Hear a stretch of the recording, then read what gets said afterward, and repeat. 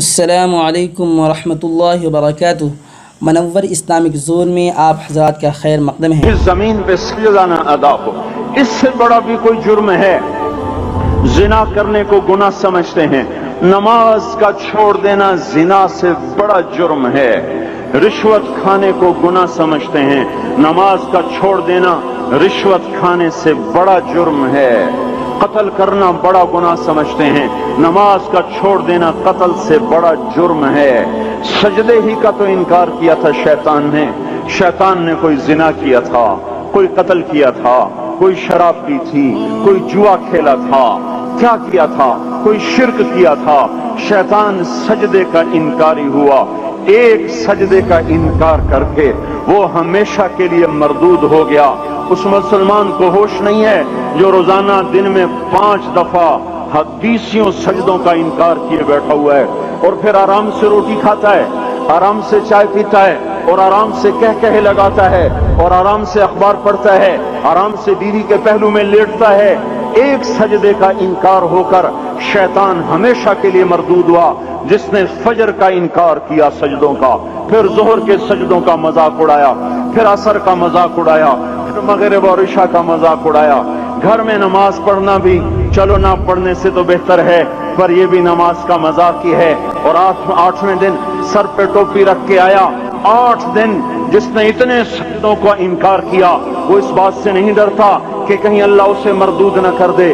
تو کیا ہوگا اس دن جب جن بچوں کی خاطر یا جس نفس کی خاطر اللہ کے بغاوت کی کہ اٹھا نہیں جاتا، آیا نہیں جاتا، گرمی بڑی ہے، سردی بڑی ہے، اندھیرا بہت ہے، کیا قبر کے اندھیرے یاد نہیں ہیں؟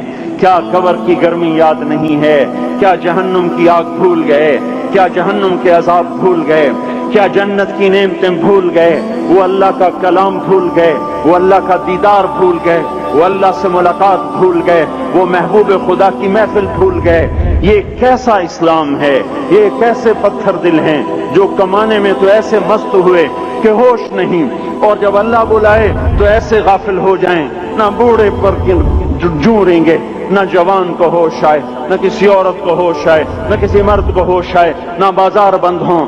ارے میرے بھائیو، حکومت سے پیسہ بچانے کے لیے ہڑتالیں کی، 20 دن بازار نہ کھولے، نماز کے لیے اگر دکانیں بند کرتے تو آج اللہ تعالیٰ آپ کو ہر ظالم سے باہر نکال دیتا۔